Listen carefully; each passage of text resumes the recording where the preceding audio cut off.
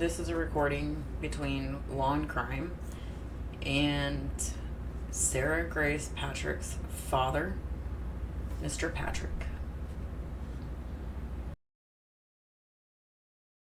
Just begin with, I know it was a tough day, the day that you learned your daughter was going to be arrested. What was your reaction when you heard that news that that's what police were going to do?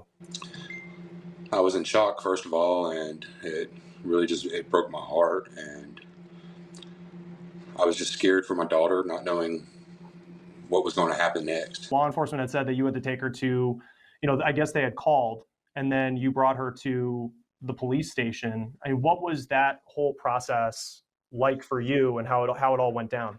So the whole process was the day before, they brought us in for a witness impact statement, is what they were saying, and they were supposed to give property back. When we went in there to allow my daughter to talk, Why would they be going in for a witness impact statement? Is that not like during trial when somebody's been convicted, found guilty, or something of the sort? Can somebody fill me in there? they interrogated her, and we were there for maybe 4 hours or so, and my daughter told them everything that they wanted to know multiple times. At the end of it, they started throwing pictures of her parents at us, her stepdad and her mom, deceased with gunshot wounds. And we stopped. As a father, she was considered a minor at the time, so I stopped the interview and told them that we were not going to talk no more, and they let us go. I asked them if they were arresting her, and they said no. And about 2 hours later, I guess it was, I received a call from them saying that I have to turn her in by 10 o'clock in the morning, or else they would send out the U.S. Marshals. So talked to my daughter. She was actually headed back to Alabama to be with one of her friends, and I talked to her, and the lady that lives with me that I'm renting from, she went straight to Alabama and picked my daughter up, and we spent the night together. And then 10 o'clock in the morning, we complied. We didn't turn her in, but we came in and we did what they asked. When you're in there were you in the room with her for the full 4 hours of the interview? Yes, sir. Because I know police have said, law enforcement, that their words were like, we have a mountain of evidence against Sarah Patrick. Do you have any indication of what that mountain is, of what they think that they have on your daughter? I can't really speak too much to the evidence. I don't want to talk too much, but if they say they have a mountain of evidence, that folder was pretty thin. That's all I will say. So they showed us a little bit of stuff, but without attorneys around, I don't really want to speak of that evidence. So, but the evidence that they did show us did not add up at all. Going back to, and I know it's a tough day to go back to, February 20th, when all of this happened, what did Sarah say to you about what she witnessed that night? Well, I got a call that morning. I was going to work, and normally my daughter would call me or text me before going to school, telling me she loves me and have a good day. And I answered the phone. I believe it was around 7:40 to 7:45, and nobody was talking. So I thought that she had just butt dialed me, as most people would say. I was headed to work, and 15 minutes later, I received a call from the ambulance, because they put her in an ambulance first, her and her sister. And they told me that Kristen and James were deceased. And from there, I broke down because I didn't know what was going on. They asked me to come pick her up. At the time, I didn't even know the address. I've only been there to that house during our custody battle for the children once, and then one time whenever Kristen had been arrested, I had to go pick up my child and bring him home. And then this was the third time, and it took 20 or 30 minutes just to figure out an address, because nobody was talking to me. Nobody was letting my daughter call back.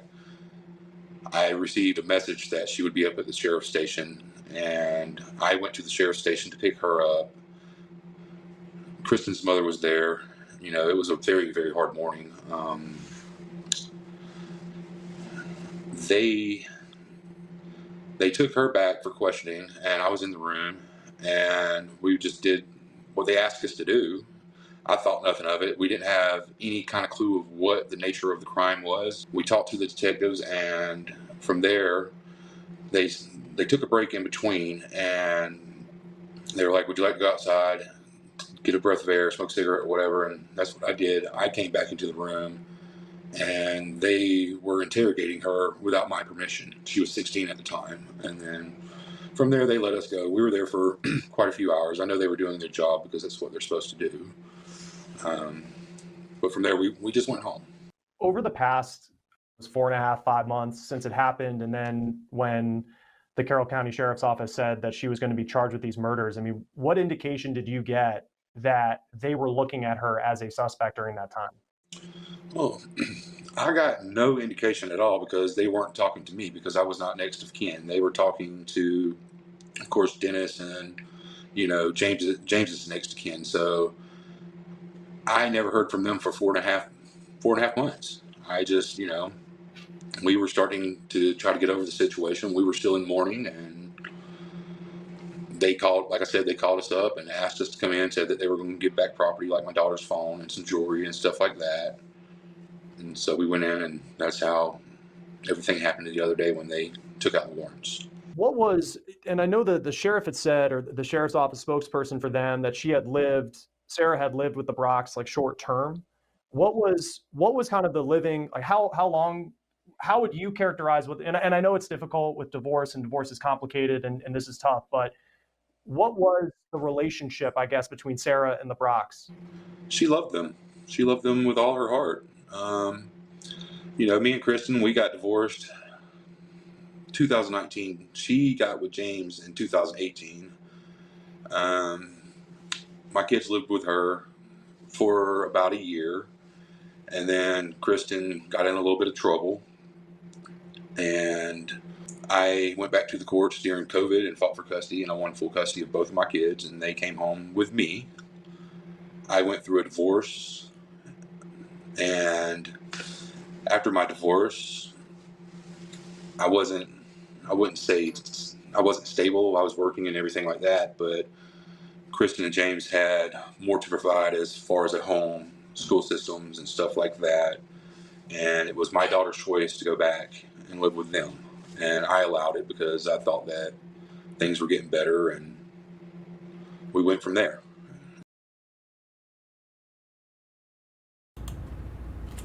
So it seems by his statements, everything was fine in the home, and Sarah loved her mom and stepdad.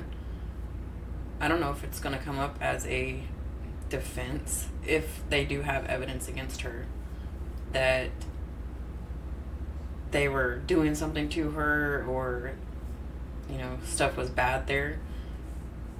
This right here, the father says him and his daughter had an open relationship. Like, she was able to tell him anything. So if it comes up that, oh well, things were just really bad in the home, this right here is probably all going to come back to bite them. And so Sarah's been with them, I think, since 2023. Did she have, and I know you said that she loved them. There's been a lot of talk about her social media, and we can talk about that in a moment, but was there any sort of issue she had with them at all that would have, for people looking at this and hearing what the sheriffs are saying, like any sort of problem in the house that could have led to something? I wouldn't say there was any kind of problem in the house. I think that she was just a normal teenager growing up, and when she didn't get her way, she called me, and when she didn't get her way with me, she called them. It's just a typical teenager. There wasn't many problems in the house. I mean, other than sometimes, their punishments, was different than my punishments. But other than that, no, there was actually no problems in the home that I knew of at all. For you, I know she had lived with you since the deaths of the Brocks. Were there any red flags for you over that period of time? Like for people who have just kind of heard this and you have this, the sheriff's office saying that she's responsible for this, and then she's living with you for this period of time. Was there anything that stood out to you that at any point you were thinking or maybe even suspecting your daughter of being accused of this? Not at all, not one bit. Of course, when it all happened, there was a lot of crying, a lot of tears, a lot of mourning. A few weeks after we started, applying to jobs and stuff like that, she graduated high school. We had a couple different holidays that were pretty difficult because, Mother's Day, her mother's birthday, her own birthday. And, nothing indicates to me at all that she could have done this. Me and my daughter have 100% open relationship. I know about her boyfriends. I know about anything that she's done. I've told her always, if you're ever in trouble, if you ever need me, if you're going to do something that's behind my back, you can always call me. And we lived a typical life. But there was no red flags at all. She expressed her feelings about her mom a lot. We started going to the same church that Brock's went to because, after this incident, it took my children's home away, it took their security away, and I didn't want it to take their faith away. And that's about it. But other than that, no red flags. My daughter, I know she was on TikTok and she was reaching out to people from what I understand. I'm not on TikTok. I'm not, as you can see, trying to even hook up this conversation with you. I'm not a very, very good with technology. But I know that she reached out to people on TikTok because she was wanting help because we weren't getting answers from Carroll County. The only people that were getting answers was the next of kin, not my daughter, not me, not nobody. So for the last 4.5 months, we lived waiting for answers ourselves. She reached out to numerous TikTok people trying to get them to look up her case. She even told one of them in the comments that she knows how they passed by a firearm. And some of them she was telling, if you cover this case, you could become famous. Spokesperson for the sheriff's office who announced her arrest, when we spoke with her and we asked about just asking for on their end the red flags that they felt to then get to the point where they would make an arrest or anything along the way. And I know there's been a lot made about what Sarah said at the Brock's funeral and her speech. And they said because they felt they said this, that it was scripted. And then at the end, she said, sorry. And that was to at least the spokesperson, something that for them was like, wait a second, what's going on here? I know you were very proud of your daughter and to get up on stage and to give that speech. What's your perspective of the eulogy she gave at the Brock's funeral? That eulogy was not scripted. My daughter came with that eulogy through her heart for her mom and James because she thought she was doing the right thing speaking, and for people to hold that against her, come on. None of that was scripted. That was all real emotions. Real emotions. She asked me permission to do it, and I gave her permission, and she's a very talented girl, when it comes to being able to speak. We can sit at a table and she can say a blessing 10 times faster than most people. As far as the I'm sorry goes, you can sneeze on my daughter and she'll tell you I'm sorry. She says I'm sorry to everything, it's not just to the eulogy. Really, you can step on her toe and she'll tell you she's sorry she was in the way. That's just the type of girl she is. And I know you had said that they didn't really talk to you because I guess how the family tree works, you wouldn't be considered next of kin. But how often was she communicating, whether it was the interrogation, the day of her arrest or day before, and then you have right after the murders happened? Did she talk about how often she was communicating with law enforcement kind of in that 4.5 month period? She used my phone to talk to the investigators for the first month or so until everything kind of started to quiet down. They quit talking to her. She was very open with them. Every time she had any idea of a suspect or what could have went on, she told them, she texted them. And other than that, I wouldn't know no more than that. I let her do what she thought was right. I know some people have also said, and I know you've only been in the house a couple times, but for there to be gunshots in the home, and then apparently James had some sort of heart machine that would have gone off and made a lot of noise if his heart had stopped beating. And there was that question of, how does she not hear this? What do you say to that? Well, the LVAD machine that controlled his heart, it was a constant thing that it would go off. We went out to dinner before with them. I personally treated them to dinner a few times, and the LVAD would go off, and it could be something as small as blood pressure or just any little minor thing, and that LVAD would go off. To me, it wasn't too loud, and he would able whatever the problem was, he would be able to regulate that and make it stop. If he couldn't make it stop, then it was a trip to the hospital, and there was a few trips to the hospital, but that machine, when it went off, it was almost normal to them.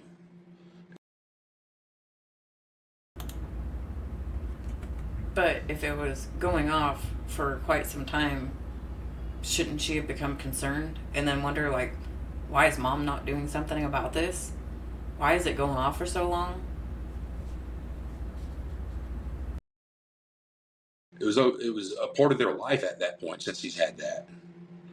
So I don't know much about Elvad and the heart problems that he had, Sure. but I do know that about the machine. Like I said, we were eating and it went off. What theories, when you were, I don't know how often you would talk about that night with your daughter, but I guess when you would get to that point where you'd speculate about what may have happened, what did Sarah, what does Sarah think happened that night? Get ready for a little bit of bashing of the victims here, which he even says he doesn't like to do it, but be prepared for it.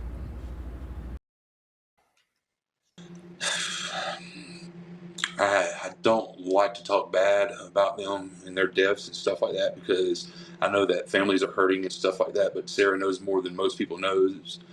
And the only thing that she could think of was there was drug deals go wrong. They ripped somebody off a couple months before that, and Sarah thought that it could be that person. And when I say drugs, I'm not talking about like, the hardcore drugs or anything like that. From what I understand, it was over weed or something like that, but a substantial amount. And and she was telling the investigators that the whole time. And when we talked to the investigators, they said that they had already, talked to them and said that they counted them out. So, there was a incident that happened right before Valentine's. My son told me about, because when the detective came to my mom's house where I was staying,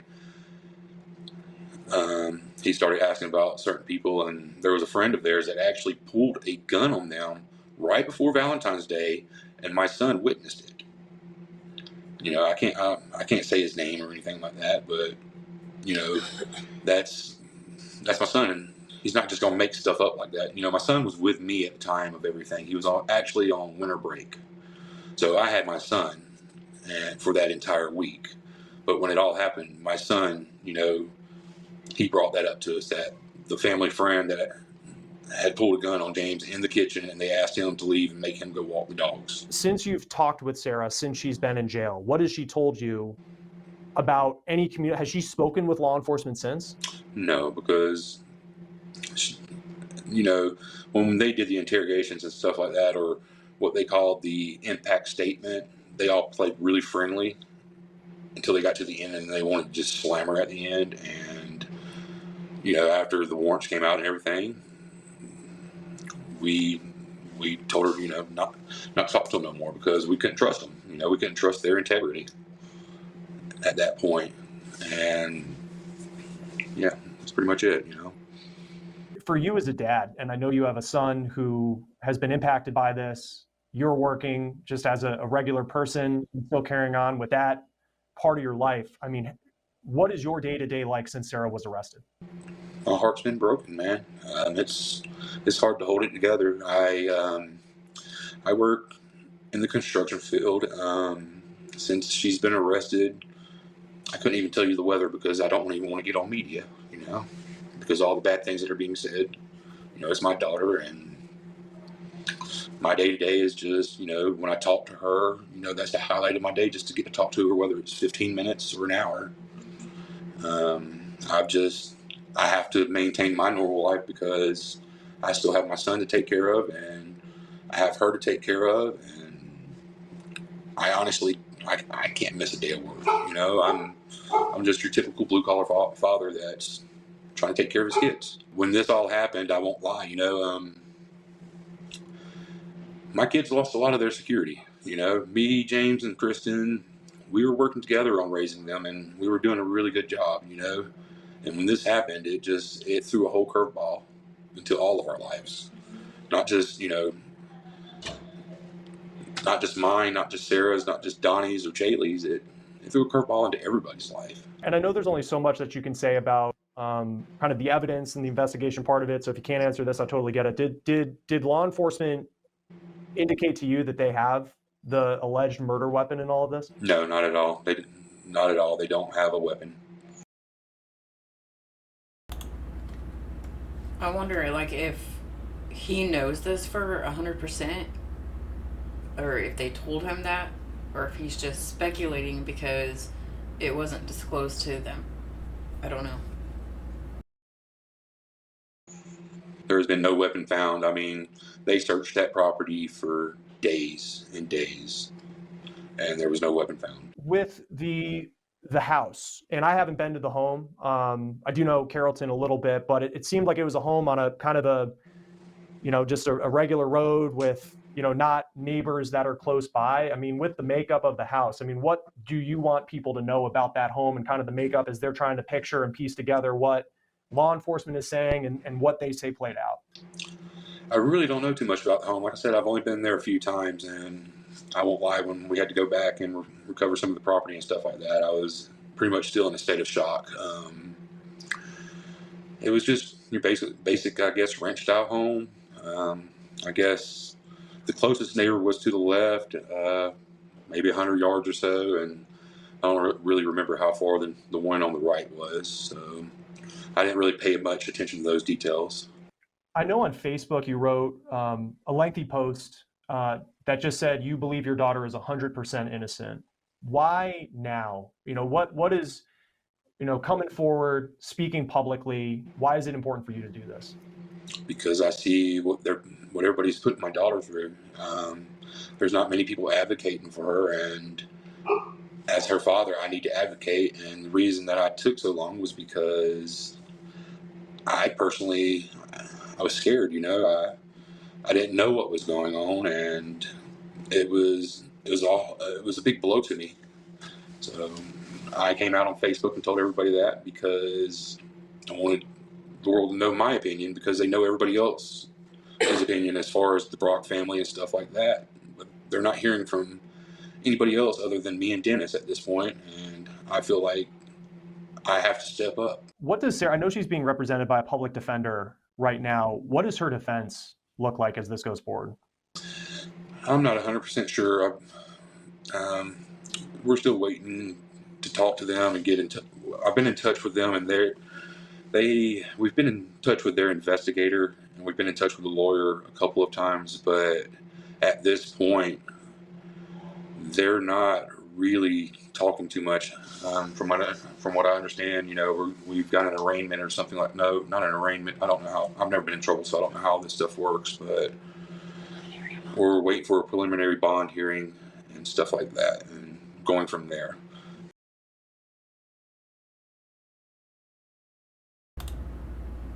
I wonder if they're going to give her a bond or allow her out on bond at all. That'll be interesting to see. I am surprised that it has not went before the judge yet for bond to be set. I mean, it's been, a couple weeks at this point since she was arrested. So, I don't know. It's kind of weird. But I am working with other people and trying to talk to other people to try to get her a real lawyer. Is there anything I missed or anything you want to make sure that people know about your daughter? My daughter wouldn't hurt a flea. She'd give you the shirt off of her back. She's very intelligent. She's very beautiful. She's hardworking. She just graduated. We were teaching her to drive a car. We were getting ready to get her driver's license. She's just your typical 17-year-old that does what 17-year-olds do. She, like I said, she wouldn't harm nobody. She's never been in a fight in her life. She's never put her hands on anybody. She's a good girl all around. Did she know how to handle a gun? Not that I know of. I know that she had shot a gun a few times, but not very. Not that I know of, but she has shot a firearm a few times. Really, that's all it takes for her to understand how it works and to take the lives of her mom and stepfather. Very often. I know that, judging by what I seen, it would take somebody to be trained at shooting a gun to do what was done to them. And that's about all I can really say about that. I know that initially investigators had said there was no sign of forced entry on the house. I have pictures of the door. Do you believe that there was forced entry in the home? Yes, sir, I do. I have pictures of the door. There's clearly like an indentation and almost like a crowbar mark or something like that. I know it didn't break the entire door down, but it's like my daughter said, they slept with the doors unlocked. So I feel like whoever went in there, they knew what they were doing, because as you go through that back door, you're instantly in their room. Basically, you turn left and you're in their room. And I feel like the mark on the door was because, say, if they did have the door locked, they were moving quickly. They wanted to get in as fast as possible, even if the door was unlocked or not. Obviously, they wasn't trying to make noise. They were trying to get in there and take care of what they were trying to take care of.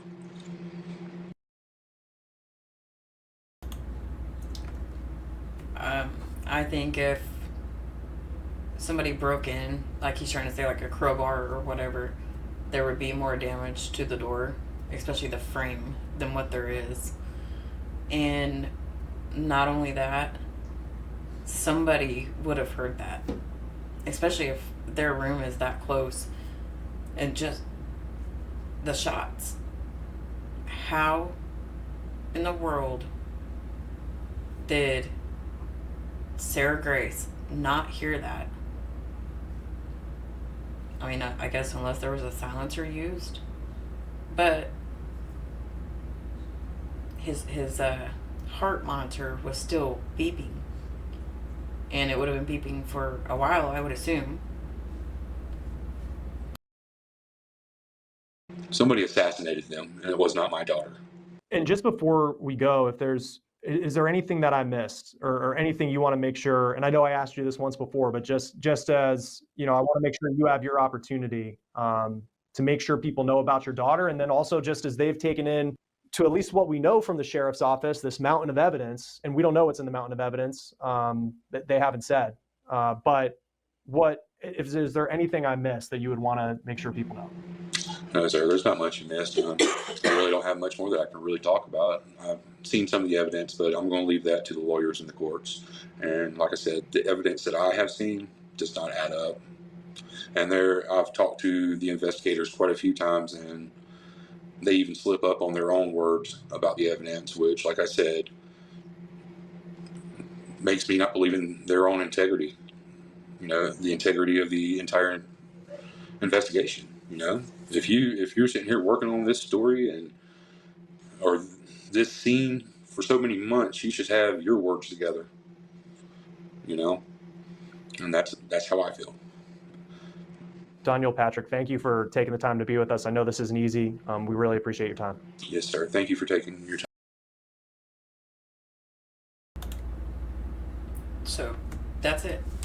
That is how he feels. He thinks she is not guilty and did not do this. Obviously, any parent would think that and would stand by their kid no matter what. I get it. Investigators, they said there is a mountain of evidence against her. They could be wrong. They could be exaggerating. And then again, Sarah Grace and her father may not have all the evidence that they have. They usually show what they want the suspect to see, not all of it. They could have cut and dry evidence that they don't even need to show her. But I don't know. I mean, this is going to be interesting. It'll be interesting to see what her defense is. You all tell me, do you think she did it? Or do you think somebody else might be involved?